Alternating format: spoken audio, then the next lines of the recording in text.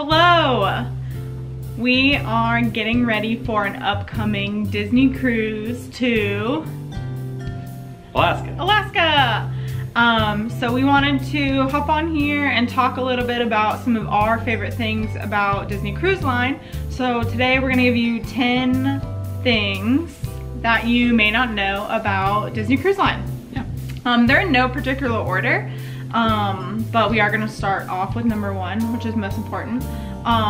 The dining options aboard the Disney Cruise Line. So what we think is really unique about Disney Cruise Line, they have rotational dining, which means you go to a different restaurant each night of the cruise. There are 3 different restaurants on all 4 of the ships. Most of them are different. Some of them are repeats, like Animator's Palette. We have dined on the Disney Magic and the Disney Dream, and then we're getting ready to take the Disney Wonder to Alaska. But something you may not know about these restaurants is you can order as much or as little as you want from the different restaurants. So the menus are organized between appetizers, super salad, and then entrees and desserts. Let's say you want 2 entrees, or you want 3 desserts, or you want all 3 of desserts, or you had a meal last night at the restaurant before and you want to get it again. You can do that. So definitely take advantage of that. Like, what is some of your favorite things to order from? I like the black truffle pasta per sets from Animator's Palette. And I'm not crazy about the soups and the salad that they have at Animator's Palette. So usually what I've been doing is I will order like 2 orders of that, and I'll have one come out with everybody else's appetizers, and then I'll have the second one come out when everybody else is having their salad. So you can do that. You can also order from other restaurants. So if you look on the Navigator app and see that there's another restaurant having something you'd rather have that night, you can, let your waiter know or waitress know, and they will get that for you. They're all coming from, I believe, essentially the exact same kitchen. They just have different routes that they go for each of the restaurants. So keep that in mind when you're dining on any of the Disney cruise ships. Yeah, so second point, another thing that you may not know is room service is included. Boom. Within the Disney Cruise Line. You can order it pretty much 24 hours with the exception of embarkation day and debarkation day. That one. Yep. Day. So order room service. You obviously still want to include gratuity, but order room service. There's some salads on there, there's some pizzas, wings, Mickey sandwiches, Premium Bar. Yep, Brie Mickey Premium Bar. It is not on the menu. So if you Yes. get to your stateroom and you're looking through, there's a hardbound book in your room that's gonna have the room service menu in it. The Mickey Premium Bar is not on the menu, but you can order it. Call room service, order it. It's great as a late night snack, right before bed, or really any time. So highly recommend that. Something else to know is that soft drinks are also included. So up by some of the pool decks, you're gonna have soft serve machines. So definitely bring a reusable tumbler or water bottle so you can get your soft drinks. There's also tea and coffee there as well. Number 3 is talking about the drinks of the day and beer and wine. So drinks of the day, every day they have a new drink of the day, both alcoholic and non-alcoholic. Typically they are like $5 for the drink of the day. Pro tip for that, if you're an adult getting the alcoholic drink of the day, make sure you get it in the adults only area. I have noticed on the last couple of cruises, when you order the drink of the day from the bar that is closest to kind of the family pool in the center of the ship, they give them to you in these kind of small plastic cups. If you order them from the adult bar by the adult pool, they give them to you in full-size like hurricane glasses, so the kind of the curvy hurricane glasses. So you get more and it's the exact same price. So pro tip on that. Disney Cruise Line also allows you to bring beer and wine on board the ship. So you can bring, I want to say it is, what, 6 beers? Correct. Or 2 250 milliliter bottles of wine or champagne. No liquor, you cannot bring that anymore, at least you used to be able to, not anymore. So 6 beers, and that is a person. So if you have 2 people in your cruise party, you can bring that for each person. That is in your carry-on. Do not put it in your checked bag. Correct. Put it in your carry-on that you're carrying with you on the cruise ship. Yep. And something that I learned recently is you can keep buying that. Like if you have a lot of stops on your cruise and you're getting off the ship in different ports and you're out of wine, stock up and then bring it back on. Again, no hard liquor or spirits, but refill your beers, refill your wine, you know, that's a great option if you don't want to keep buying it on board. Yeah, and if you do buy liquor or spirits off at a port, like for example, we went to Key West, we went to one of the Key West rum distilleries and I bought some of the rum there. No problem, when you bring it back on the cruise, they will just take that from you, they'll take down your information, give you a slip, and then when, I think it's the morning of debarkation, you will go into, typically it is one of the adult clubs, for instance, the Cadillac Lounge or Keys on the Magic, and they will give you the bottle back to you, so no problem there. So number 4 is Paulo. You should go to Paulo. It is as much as you can. Fantastic. So Paulo is a fine dining restaurant on all 4 cruise ships. Yep. It is an additional fee. It is $40 per person for brunch or dinner. You do need to have a reservation, so similarly to your port adventures and excursions, you book that then through the website or the app. But definitely, like I said, like Joe said, definitely make sure you do it. There is also a dress code, so you are going to want to dress up a little bit for it. So everybody can do one dining for dinner at Paulo, and then also if you have 1 or more sea days, only offered on sea days, Paulo brunch. We've done Paulo twice, we've done the Paulo brunch once. Personally, I think you should do each at least 1 time, but I like brunch a little bit more than dinner. Highly recommend it at least once. It is an, you know, elevated dining experience. There's absolutely nothing wrong than the rotational dining, but Paulo is far above like the experience, and we've never had a bad meal there. That's just, it's really good. The dinner menu is Italian, and then the brunch menu is a little bit of everything, really. Yeah, I they mean, got a little bit of a lot of Italian stuff. Like they have like a big cheese counter. You do order an entree for brunch, whether that is something breakfast oriented, or you can get, you know, lasagna or chicken parmesan, stuff like that. But they have a pretty large bar, and by that I just mean a lot of small plates and things. Yeah, so it's a buffet. Brunch is a buffet, yeah, and dinner is plated. Brunch also includes 1 complimentary either Bellini, peach Bellini, or mimosa as well. So that's kind of nice, you know, because I know $40 per person is not a small amount of money. Yeah. So it does, the experience is nice. I definitely recommend doing it at least once. You know, we have now done it every time. We like brunch just a little bit more than dinner, but definitely recommend checking that out on your next Disney cruise. For sure. All right, number 5.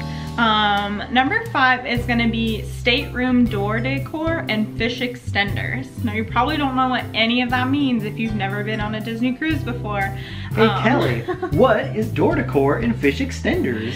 So that would be if you decorate your stateroom door. So once you get on the ship and you find your stateroom, you'll notice that every stateroom that you pass has their own decorations on it. The doors are magnetic, so they usually use the sign on the door that has your stateroom number as like a Mickey head, and they'll add ears and outfits, and there's even some families that change out the decor every day. So if you have a themed night, like a pirate night, which are on the Bohemian and Caribbean cruises, they'll do pirate decor. If you have members in your party that have birthdays, they'll do themed magnets and things like that.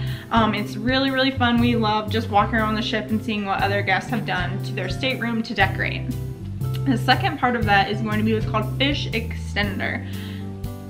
So a fish extender is going to be right outside your stateroom. You're gonna have a small fish on the wall that's like a silver plaque, And then that is where guest services leaves any port adventures tickets, your spa confirmations, your Paulo dining confirmations, things like that, like personal items that, you know, that the guest services would need to share with you. We also use it for our fish extender program. So what that means is I usually describe it as sort of like a secret Santa, where you have this, you're assigned to your stateroom, and you usually get in a group through Facebook. And that is another point I want to tie into this. Make sure you join your Facebook group for your specific cruise. So what that means is if you get on Facebook, there's a lot of different Disney cruising groups, but there will be a specific group that is Disney, Wonder, Alaska, cruise, this date. So all the members in that cruise are on your specific sailing. And within that cruise group is where they're gonna assign you the fish extender staterooms.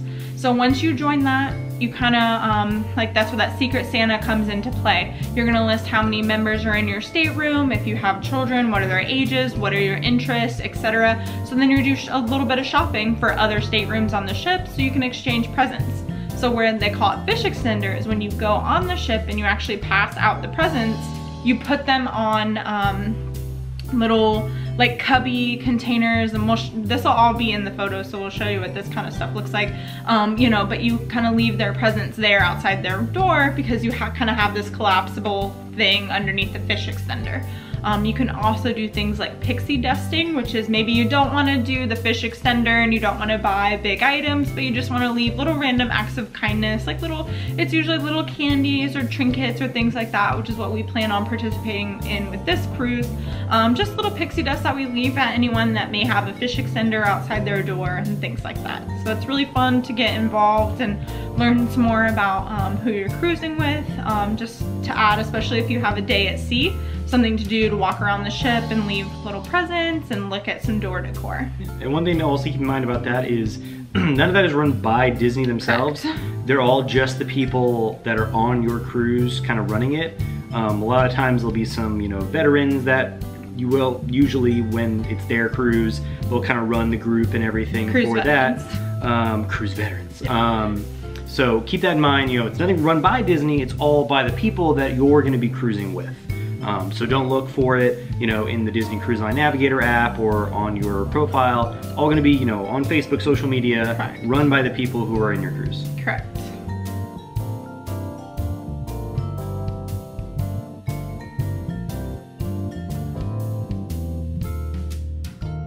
Seven. Boom. Stay on the ship. Don't leave the ship. Don't leave the ship.